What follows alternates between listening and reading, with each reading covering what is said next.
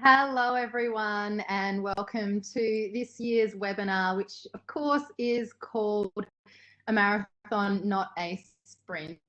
And I guess it's pretty obvious why we're here 20 months on. We are all doing it fairly tough in these challenging times. Obviously lockdowns, many of us working from home, in fact majority of us, which carries its own challenges whether you're working from home on your own or homeschooling and all the challenges that go with that, and of course also doing it tougher if you're in those LGAs of concern. I'm going to be joined this afternoon by Tara Lau, who is a mental health researcher.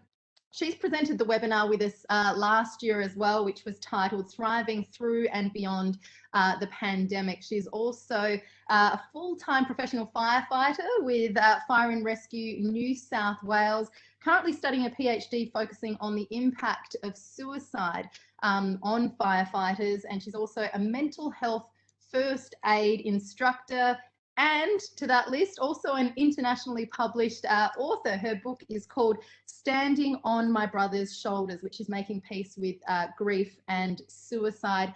And on top of all of that, she has 15 years working as a physiotherapist and volunteer support officer. Thank you for joining us, Tara. Good morning, Virginia. It's a pleasure to be here, and hello everyone. It's so great to be back. Yeah, and obviously you were with us last year, but since then you've had an epic cycling journey across Australia. Can you tell us a bit about that?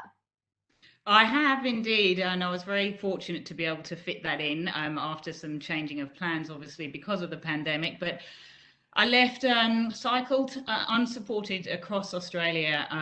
We left on the 12th of March, so with a friend of mine, and we left from Steep Point, which is about 800 kilometres north of Perth. And we cycled all the way to the easternmost point of Australia, which is Byron Bay. So that was about 5,000 kilometres.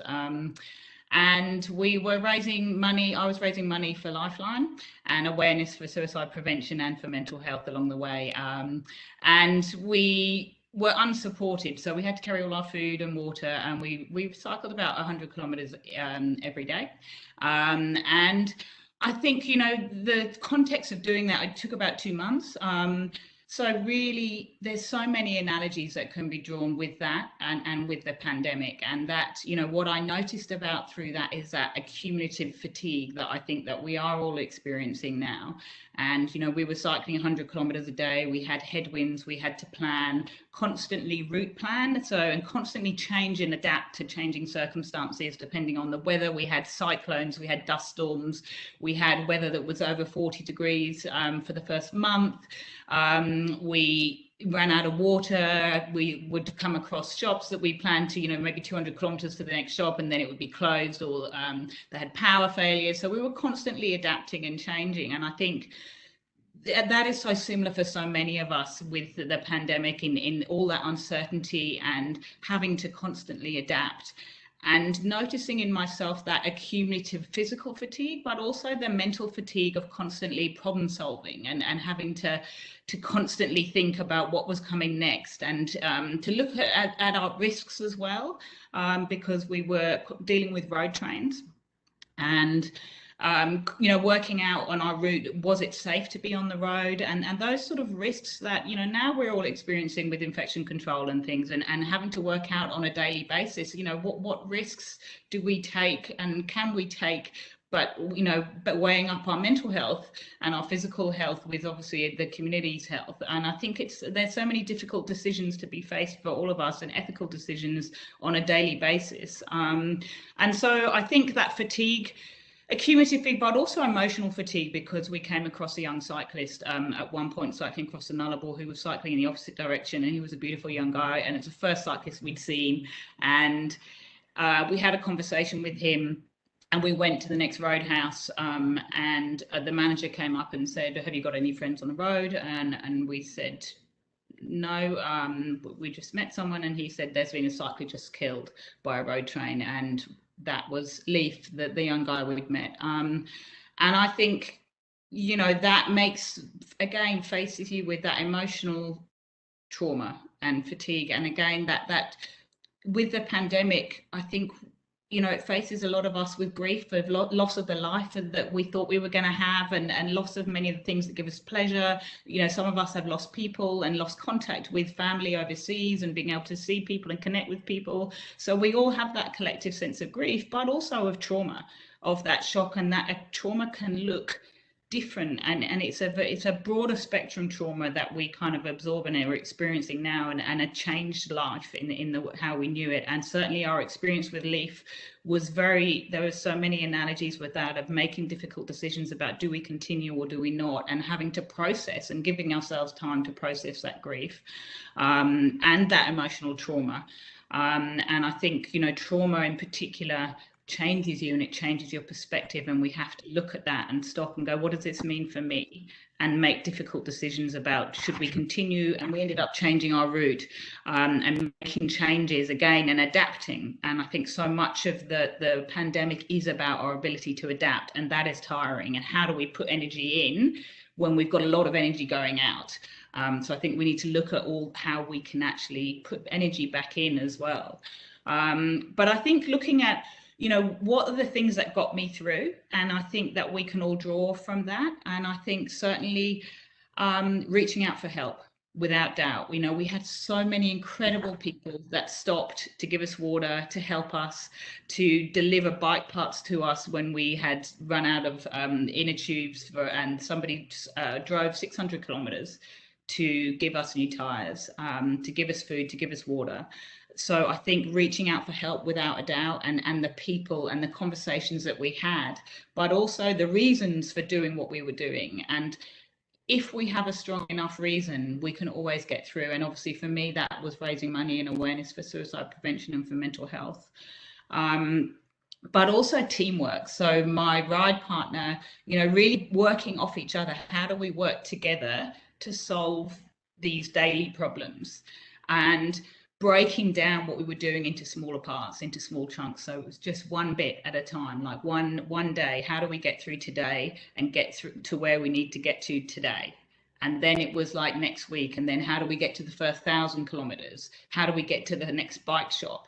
So I never really looked at, how am I going to get to the end? And I think that's so relevant for the pandemic in terms of, we have this temptation to go get to the end, when there is really no end point. And in fact, perhaps it's more about getting to the start line than it is about getting to the finish line. And I think that I really learned that, that getting to the start line of a life that's going to look a little bit different, but that's okay. And how do we adapt to that? And I think, certainly laughing as well, constantly finding ways to laugh about things, when we were stuck and we had one tube and 2 flat tires and it was 44 degrees and we had no water, and, just going, well, these are kind of suboptimal circumstances, and being able to laugh and also pick out the silver linings, that, to really actively draw out the silver linings, which is easy at the beginning when you're fresh, but gets harder when you get tired. And I think certainly, having self-compassion as well for when we didn't get to where we wanted to get to, or when it was really hard, or when we did need to get help, to actually have compassion for ourselves and say, we're doing the best we can. And I think that we can all do that, and we can all do that better.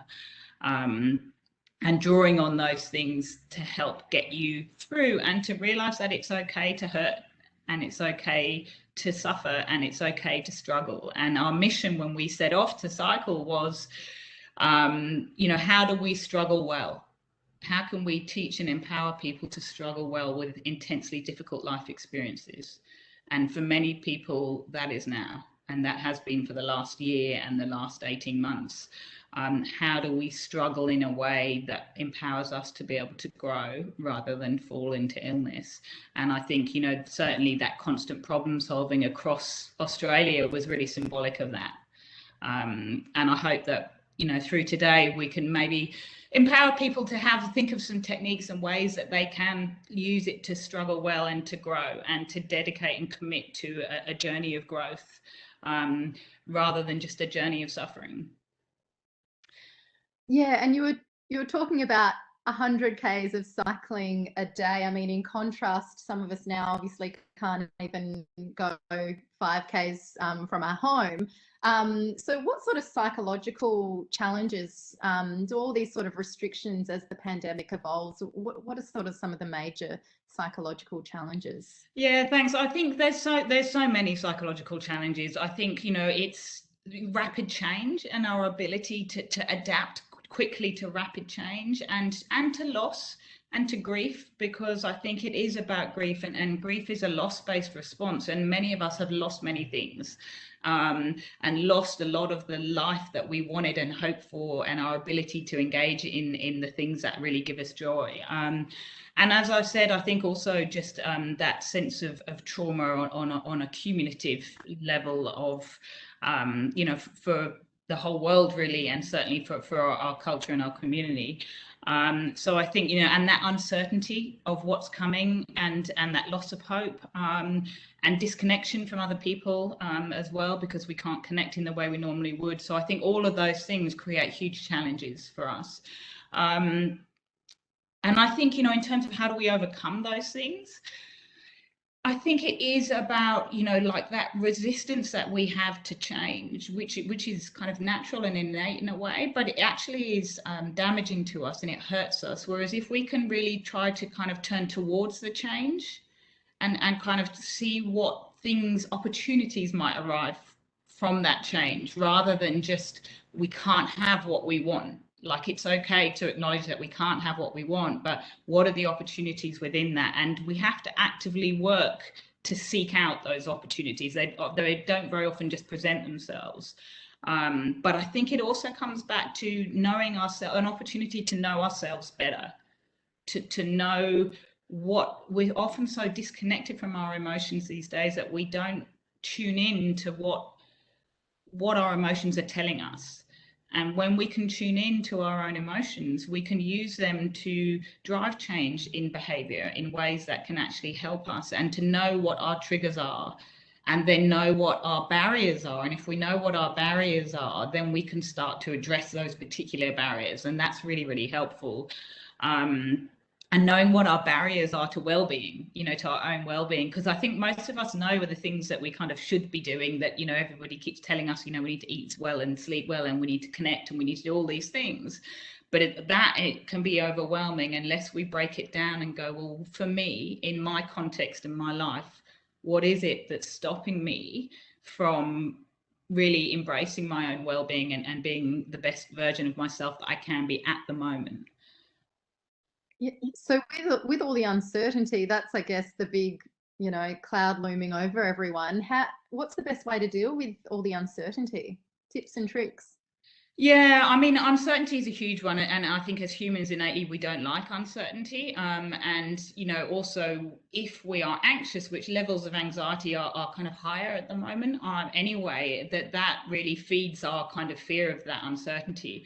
But I think really looking at what is in my control and what is out of my control, because if we try to look for the things that are and change the things that we have no control over, that feeds our anxiety, and it feeds our fight-flight response, and that's not helpful for us. Whereas if we go, what's actually in my control? And ultimately the only thing within our control is how we respond and how we react. And going back to, so I often return to Viktor Frankl's book, A Man's Search for Meaning, which, he was a Holocaust survivor. And some of the references that I mentioned, we're going to put at the end, so that people can have a look at those if they want to. But, that our last choice really is to, how do we suffer? And how are we able to choose how we respond to things? And we can all do that. And I think that when we have a sense of kind of knowingness inside ourselves, of completeness, that gives us a sense of agency and of control. And that's really helpful when things around us are really uncertain and are constantly changing. So I think turning back to, how do I create that sense of knowingness inside myself? And when I say knowingness, I mean knowing that, I'll be okay. I'm okay no matter what happens around me. I'm okay on the inside. And that comes down to, again, knowing ourselves. And that's where some of the things around mindfulness can be really helpful for that. And knowing ourselves and our own emotions and reactions and the things that I've sort of touched on and mentioned already, that gives us a much better place to kind of have a sense of wholeness and stability. So we're not so at the kind of mercy of a constantly changing environment. And that really, really helps us deal with the uncertainty, because we know that things are going to be uncertain, and really our whole world is chaos, but we like to think that we can control it, and that there's a sense of predictability in the world. And that's where trauma comes in, because trauma shatters that sense of predictability and certainty and safety in the world. And that's what the pandemic has done, and why it is kind of trauma on a more collective sense. So understanding what trauma is also, and that feeds that uncertainty as well. So kind of it does change us, and it changes our world perceptions and our world views about the world being safe. So we have to create that inside ourselves, and that comes from a sense of agency and knowing ourselves and knowing that we will be okay. Yeah, so in this time when I guess a lot of people aren't quite feeling themselves because of everything that's going on, you know, it's probably normal to feel a little bit anxious, but when is the anxiety, you know, a bit of a problem? What are the things to look out for? Yeah, and I think you know, it's a really important question, I think, because you know, many of us are stressed, and what's the difference between stress and anxiety? So I think Brett, if you could put up, I've got a slide here that's just it shows on a kind of continuum of illness and wellness, and where we all sit on this continuum. And so I think if it just helped to visualize it, if you look at this continuum and you go, okay, at one end there's illness and death, and at the other end there's this high level functioning and wellness, if you like. And we can look on this continuum for our physical health, but also for our relational health, so the health of our relationships, our social health, and our mental health. And going, you know, where do I sit on this continuum today? And it will fluctuate. We will all fluctuate. So to give us a sense of, if you are starting to experience signs and symptoms of anxiety, and so when I talk about signs and symptoms of anxiety, I'm talking about things like, oh, is my sleep disturbed? Can I get to sleep at night? And sleep is a really good indicator that something's going on. Do I have difficulty concentrating or staying focused on things? Do I have that kind of constant racing mind where I can't stop it? And a constant feeling of worry, and worrying about things that wouldn't normally elicit that level of response. And lots of physical symptoms as well. So if you have an underlying health condition, if that flares up, headaches, muscle aches, pains, even nausea and upset stomach and those sorts of things, even dizziness, they can all be signs and symptoms of anxiety because of what happens in our body, real physiological changes that happen in our body when we are experiencing anxiety. And when those symptoms go on for a period of weeks, and so it's not just a day but weeks, that's when maybe something is becoming actually an anxiety disorder or an illness. And it's really difficult to engage in a lot of the tools of well-being if we're actually already ill. So there is some really useful tools that we can use to help us to cope with anxiety. And if we think we might be experiencing anxiety and becoming towards that end of the spectrum, which is more kind of an illness end of the spectrum, there's a really great tool called thiswayup.org.au, and that is run by St Vincent's Hospital and UNSW. And there's free tools to help us assess, hey, am I experiencing anxiety or depression? And then direct us to online cognitive behavioral therapy based tools that we can engage in, and courses that we can take to help improve those symptoms.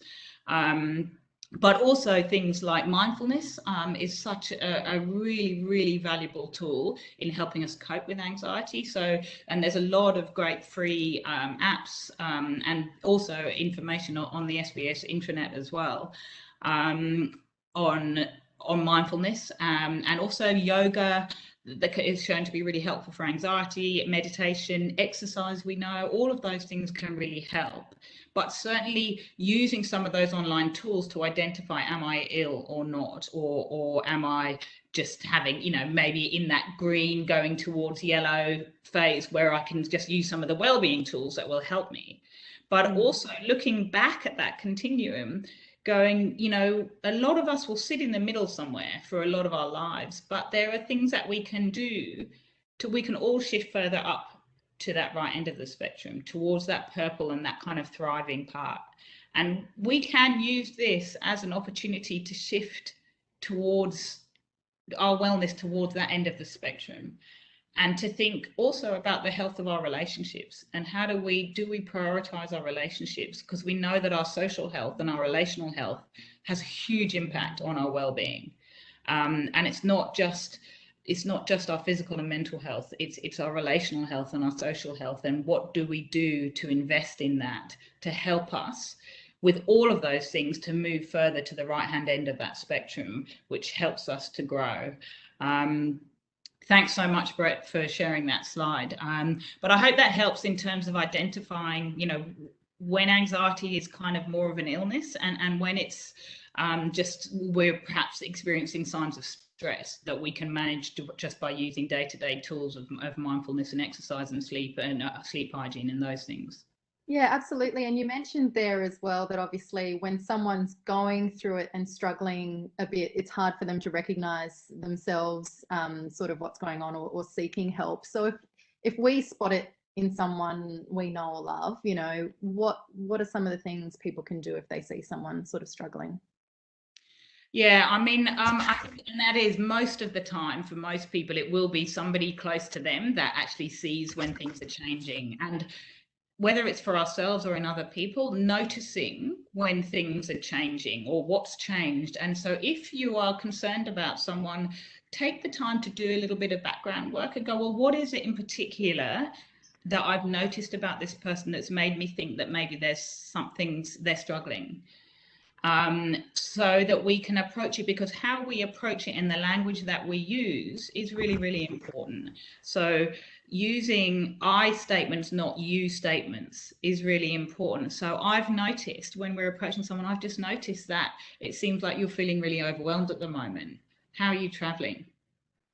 And so you saying I've noticed, not you are, because as soon as we use you are, it elicits that slightly defensive response. And really, when we're trying to care for someone or show that we care, we just want to create a safe space.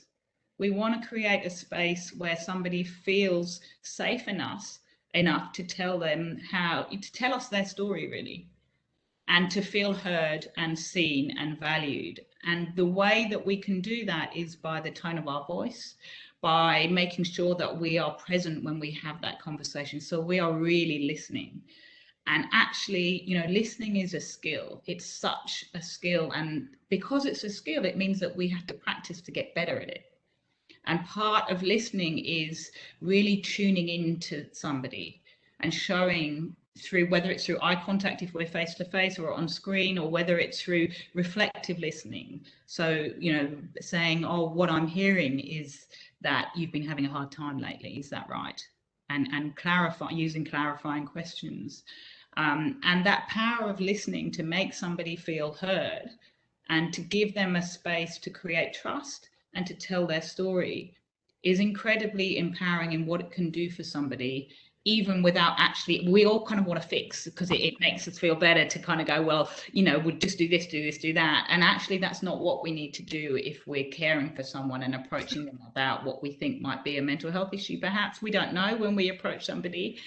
So I think thinking about the language and always going back to the relationship. And so it's an ongoing relationship and keeping the health of that relationship. And if that means that somebody doesn't want to talk, we just keep checking in on a weekly basis, and knowing that having done some background work, we know what resources, maybe we can direct them to some resources.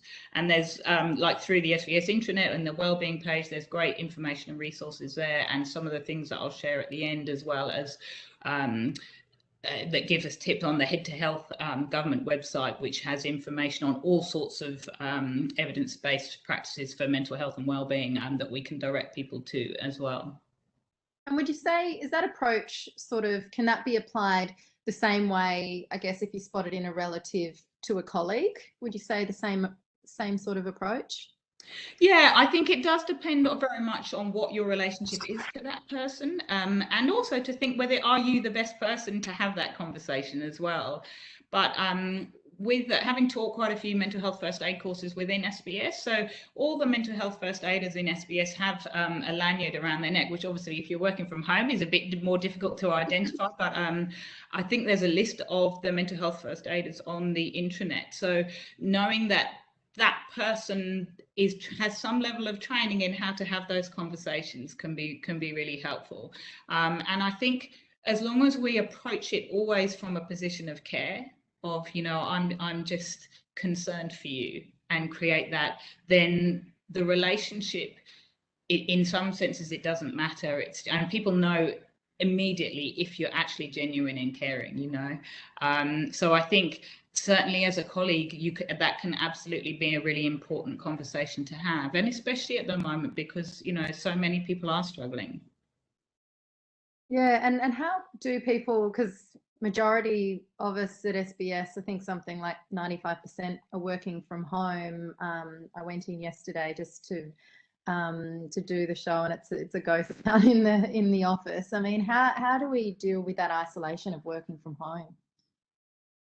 Yeah, and I mean it's such a difficult, you know, we're really having to constantly adapt as well, and it does depend for a lot of people on what the context of their everyday looks like as well, because for many people, if you're on Zoom all day long or on a screen all day long, the last thing you want to do to connect at the end of the day is necessarily get on Zoom. So I think it is about going, how can I in my situation find ways to connect? But I think we do need to make to put energy into that, because it's easier and it's safer to fall into the, oh, I'm just going to collapse in front of the telly and, you know, just go zone out.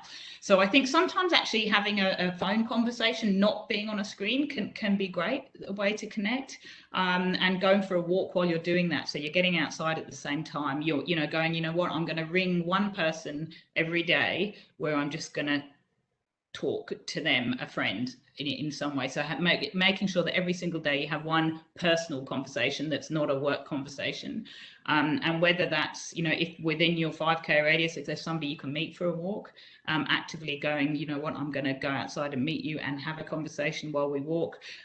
Sometimes it is, you know, at the weekends, meeting virtually and like still doing those things that may be a topic of whether it's a book club or whether it's having virtual dinner together. So we're kind of still at least having, so mixing it up, that face-to-face and that phone conversation, but also sharing kind of particular areas of interest and having a specific focus maybe for something, whether it's, you know, like eating together or, like I said, book clubs or whatever, but finding those things and kind of actively engaging in them, because we really need that connection. It's so important for us, we're such, you know, social beings, that we have to seek that out in any way that we can, and make sure that we work to maintain that, because we need that for our health. Yeah, and you touched on it there. Obviously, with a lot of us working from home, we are on the screen all the time. We're probably watching, you know, the 11 a.m. press conferences and TV, and we don't want to see a computer or a TV at the end of the day. What's the value in sort of having a conversation, like you said, that's outside of the work sphere and maybe escaping COVID as much as you can? Yeah, I mean, I think, you know, conversation it creates connection, and we need that connection. So we need to be able to kind of differentiate those personal conversations, and even the kind of, you know, just the in passing conversation that we miss through not being in the office. So whether we're having a food delivery or something, just that little, or whether we do have to go into the shop to get something, if we have to go grocery shopping, or somebody's delivering something, even if it's, you know, just to have those little bits of contact, and that kind of just incidental contact, it is really actually important to kind of engage in that as well, even if it's just through a door or through a mask or whatever. But we need to have that conversation and to keep ourselves healthy. And so finding, again, novel ways to do that and to kind of create a context around it as well is really, really important. And yeah. And so, sorry to cut you off. So with that, how do we, you know, obviously we've got a lack of stimuli and things to talk about because all of us are sort of, you know, in our homes and not doing all the things, you know, we'd love to be doing. But, you know, if you do sort of spot a person struggling or just want to bring it into that space, how do you normalize the conversation around mental health? Yeah, I think that's a really, really good question. I think it is about, you know, creating that culture, that culture of non-judgment. And I think that we all have our own part to play in that, you know, and I think it starts again from ourselves of recognizing our own judgments and our own kind of self-stigma. And like, do we have our own, and many of us will still have our own self-stigma around mental health, around, you know, and thinking to ourselves, well, if I was going to the doctor, would I really be equally as happy to say, you know what, I need to take a day off work because I'm experiencing depression, or because I've got, you know, I've got the flu, or I've got some physical illness. So I think starting from that point of recognizing our own judgments and being able to really then break them down, because when we do that, we open up a space of non-judgment for other people. And I mean, innate in us as humans is to have judgment, because that's what's kept us safe through evolution, is to judge whether a situation is safe or not, and what do we need to do to protect ourselves. So we will all have judgment, but once we know it, we can then put that aside and create a space for non-judgment. And that is so connecting in itself, which is really, really important. And it creates that culture of kindness as well. And I think that culture of kindness is so important for us all at the moment, when we've got so many things that we're struggling with and things outside of our control. And again, taking ownership of one little act of kindness a day for somebody else is really helpful. It's good for us, but it's good for our culture as well, and it's good for creating connection. It's good on so many different levels, I think, and it opens up a space for people to feel safe and feel not that they're not judged. And I think when we can have our own vulnerability and express our own vulnerability, and perhaps, you know what, to be open about our own mental health struggles, then that really helps to break down to be at all levels of the organization, to be able to openly and freely admit when we're struggling is so important in how we change our organizational culture overall. And you were saying sort of the act of kindness, is that a way as well of not just looking out for others, but probably even for yourself? Because I guess a lot of people might feel mentally spent. I don't know that I can help someone else, you know, but sort of then, yeah, give them a warm and fuzzy feeling if they're doing something for someone else. Is that a way of sort of looking after yourself as well? Yeah, absolutely. And that's a great point, because there's lots of research to show that when we engage in an act of kindness, it benefits not just the person receiving the kindness, but also the person giving the kindness and anybody witnessing that act as well. And that actually creates, like you said, the feel-good hormones within our body that help us to feel connected as well, and just make us feel good. So definitely. And it also counters that, you know, when we're feeling lonely, and loneliness is certainly a huge issue at the moment, that if we can reach out through an act of kindness, that really helps us as well in connecting us and to reducing those feelings of loneliness. So I think those really small, simple acts of kindness, and it can be something tiny, you know, sending a gift around or a coffee around to somebody who's isolating, or a food pack around to somebody, or just reaching out through a phone call to somebody that we think might be struggling. Those sorts of things, they're so helpful for so many people, like I said, not just the person receiving it, but for you as a giver and for anybody actually witnessing that as well. And it's kind of like creates a positive ripple effect, which is really, really good for so many people at the moment.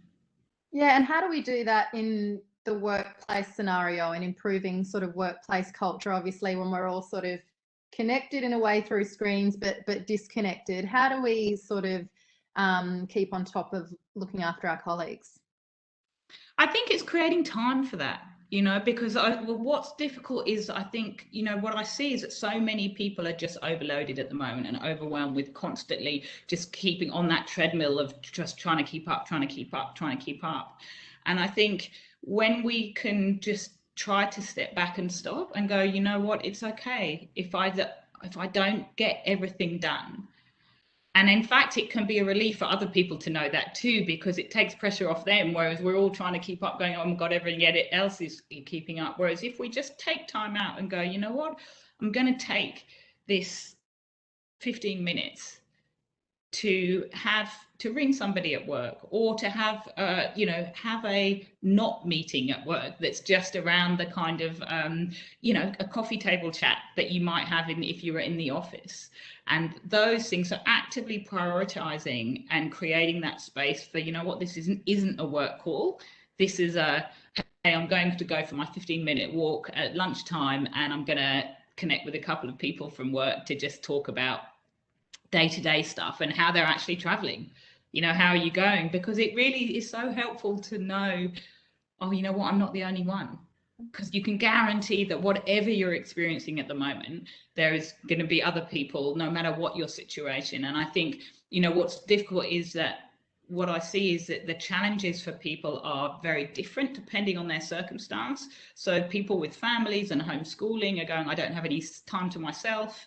You know, people that live on their own and don't have any family are going, well, I've got too much time to myself and I'm lonely. So, you know, it's a different situation for different people, but we can all take time to prioritize, you know, what do I need now, what's going to help me, and what's going to help somebody else the most, and who can I connect with, where we can just have a really open, honest conversation and caring conversation. Yeah, you touched on it there. Can we talk a little bit about, I guess, so-called survivor's guilt in this pandemic? Because obviously, you know, we're here in Sydney going through a lockdown, and you hear a lot of people going, you know, we don't have it as bad as Melbourne, though, having gone through, you know, 6 lockdowns and still going, and people, you know, contrasting their situation to another, being like, you know, I'm alone, at least I'm not having to do homeschooling, or I'm not having to do this, and really, I guess, minimizing their own challenges in this. Is survivor's guilt sort of a thing really playing out in the pandemic now? Yeah, I think there is certainly a sense of that, because I think people, you know, a lot of people who are genuinely kind and empathic people have that sense of, I know there's people that are doing it worse, doing it tougher than me, you know, and there's always that sense of like, I'm not allowed to struggle because, you know, really I'm lucky and I've got, you know, and it is, gratefulness is such an important thing to be able to cultivate, absolutely, but it also, we need to be able to acknowledge and give ourselves permission to struggle, and to, you know, it doesn't diminish our own pain and hurt just because somebody else is hurting. And I think it's really important that we give ourselves permission and space to go, you know what, I'm hurting at the moment and it's really hard and I'm struggling. And we can do that and still care for other people. And I think that experience of shame, and there is a part of trauma called moral injury, which is really about when, you know, we're transgressing our own values in some way. And I think that kind of shame-based response and is really damaging for us in that we're not allowed to have our pain. And I think we're all allowed to have that. And that comes down to having self-compassion. And we can have as much compassion for ourselves as we can have for other people. And we can have both. So we can certainly care for other people, but we can also have compassion for ourselves to go to let ourselves hurt, because it is hard. and we are struggling, and we're all struggling in many lots and lots of different ways. But certainly it's about permission, and it's about self-compassion, but also about caring for ourselves as much as we care for other people. Yeah, and I've just seen a little side note come through from Sarah Merrick.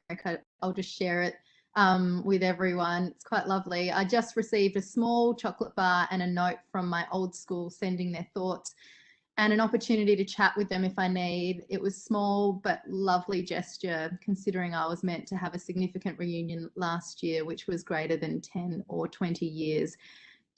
Did bring on some tears, but a beautiful thought. Thanks for sharing that, Sarah.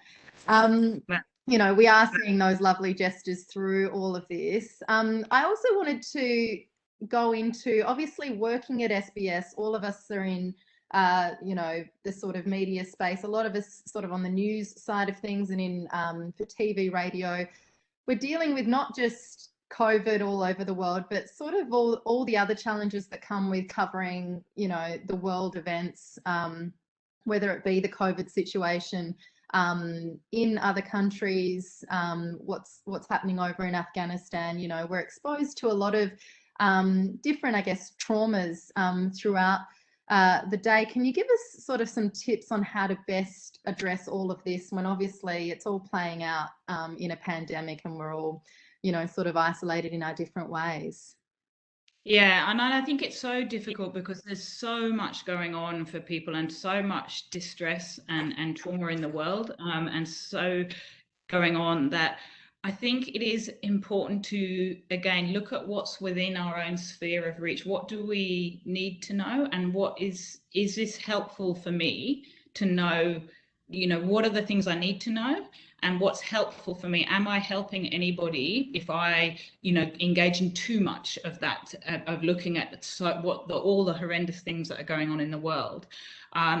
So I think it's about making sure, again, that we're caring for ourselves, but also acknowledging some of that difficulty and going, okay, well, what is within my own sphere of control and reach to be able to do something in a positive way to impact that? And, you know, I think, again, being curious about our own responses, and that's where journaling can be really helpful. Like just writing down, what is it that's going on for me? What does all this stuff that I'm seeing bring up for me?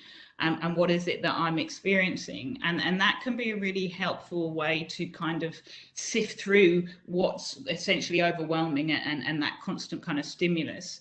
And then being able to go, okay, what is one little thing that I can do today that kind of helps me to address that? And whether it's reaching out to a family member overseas and trying to provide support that way, or maybe it's about being curious about what is it, where do other people's judgments come from? Because there's normally a reason why people behave in ways that they do, and kind of always thinking about what's the backstory to this situation or this person that's going on, and how can I be curious about to help me to understand more, and understanding more about where people's play out in behavior is actually really helpful to go, you know what, it's, most people aren't inherently bad, but things happen, and that can make people behave in ways, and sort of being curious about that can be actually quite helpful, and being curious about our own responses as to what's our own moral code, if you like, and what's our own value system, and what is it about what's going on that kind of violates and betrays that. And that comes back to that kind of moral injury side of trauma, and which we can, that vicarious trauma that we experience, and certainly in the you know, for SBS and in the journalism, you know, there's so much of that vicarious trauma, and being curious about what's happening for me, what's it telling me about myself and my own reactions, and how can I address them and care for myself in this, and certainly looking at that shame-based response, which that sort of trauma can certainly bring up, and going, and how we cope with that shame-based response really again comes back to self-compassion and practicing self-compassion, and self-compassion is a skill, and that's where mindfulness again is so useful, because it teaches us self-compassion, and we need to have that, and that is such an incredible tool to have in our toolkit for self-care, in caring for ourselves through anything that happens in our lives. Yeah, and I think when we spoke a couple of weeks ago as well, you and I, you mentioned that sort of putting in some healthy barriers. Obviously, if you're having to consume, the news throughout the day, having an off switch and making sure you sort of have that time away from the TV or scrolling through the news feed and that sort of thing. That's important, isn't it?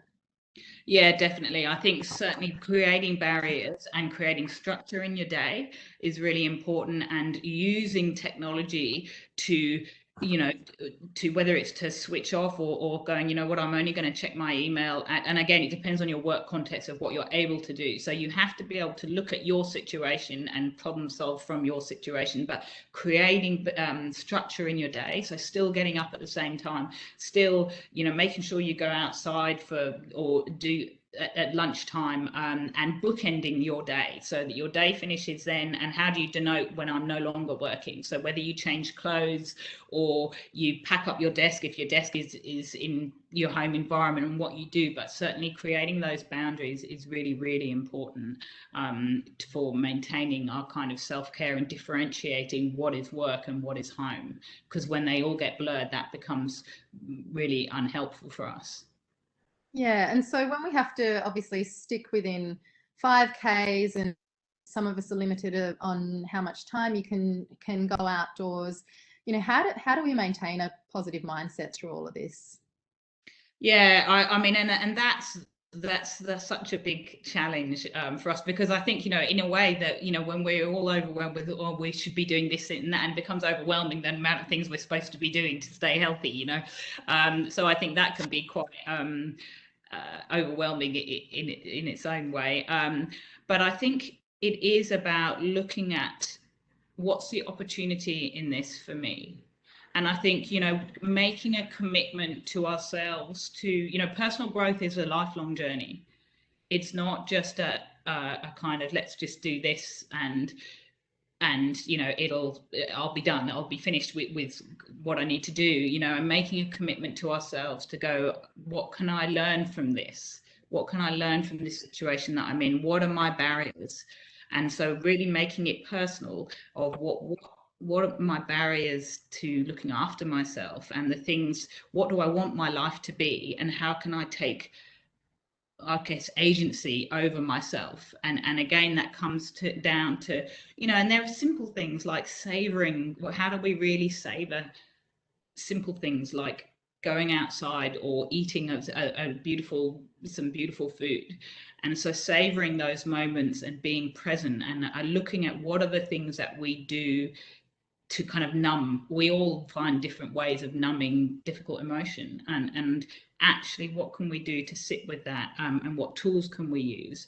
And I think being able to actually identify, what are my values, what are my 5 core values, and what are my 5 strengths, my 5 greatest strengths, because we know that when we can work from our strengths, that's really helpful for our well-being and maintaining that positive mindset. And I think having a little grateful book of blessings by your bed, where you just write down 3 things before you go to bed to be grateful for.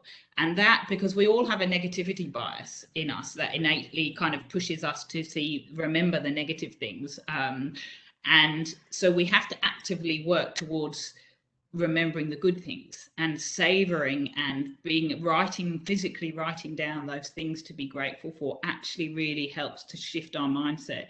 And again, in the list of resources, I've put a link to a podcast by Ash Barty's mindset coach, and a lot of the things he talks about are so relevant to how do we keep that positive mindset, and tuning into, how it feels, and an event and a memory that when we felt really good, what did that feel like inside us, and how can we recreate those positive emotions, so that we can really seek the silver linings in things, instead of just perhaps seeing all the darkness and the difficulty in our lives at the moment. But also being able to acknowledge, what our struggles are, and know what our emotions are, because we don't really know that. But I think really going back to, how do I live my best life, and what are my values, and how can I live and work and act in a way that is aligned with my values and works off my strengths. And that if we do that, we can certainly keep and maintain our positive mindset so much more easily. But it just requires that little bit of work, and I think I think it takes work to be happy, and it takes work to live our best life, and we kind of think that it will just happen. And I think actually, it is work, but it doesn't have to be bad work. It can be good work, and that struggle with difficult things, and even kind of having conversations with somebody, and having having an accountability partner, and go, what are your 5 top values, and often we've never even thought about that. So how can we live in a way aligned to our values if we've never really thought about what they are? And we've probably never thought about what our strengths are either. And going, actually, how can I use those strengths to engage in the life that I want to have? And talking that over with someone. And again, there's another link that I'll put at the end to one of Brené Brown's, it's called Inventory of Wholehearted Living. And it's just a way to gauge what are the things that it's free, it's really quick. What are the things that I need to cultivate more of in my life to keep that positive mindset? And do I have, for me, when I looked at it, I was like, I didn't have enough joy and playfulness in my life. And I thought, actually, no. So I started downloading like happy songs that I could just dance, put down the curtains and dance to, on my own, going, how do I create joy? And so I think those little things can be really great and fun things to share with people, that are not about work, but are actually about, cultivating growth and positivity, which is really helpful at the moment. I think you should upload that video of you dancing in your living room for all of us to bring a bit of joy. But I'm conscious we are running out of time, only a few minutes to go. So I'll just mention to everyone, we do have a Q&A, which we're going to get underway. So if you do have any questions for Tara, please put them in the chat window, and I will share them with her. Before we get onto that, Tara, while we wait for the questions to come in, what's your top tip to improve our well-being? Okay, so I think I'm going to ask you all to buy yourself a little journal or a little book. It can be anything. You can order it online or something that you might have at home, and just put it by your bed. And before you go to bed every night, write down those 3 things to be grateful for. And it can be a hug, it can be a beautiful coffee that you had, it can be some food that you got delivered, it could be anything you like. It can be that the sun was shining, it can be that you FaceTimed with a relative overseas, it could be anything, but something. Write down those 3 things. It'll take you 30 seconds. But also keep that journal to think and jot down stuff that's come up for you during the day.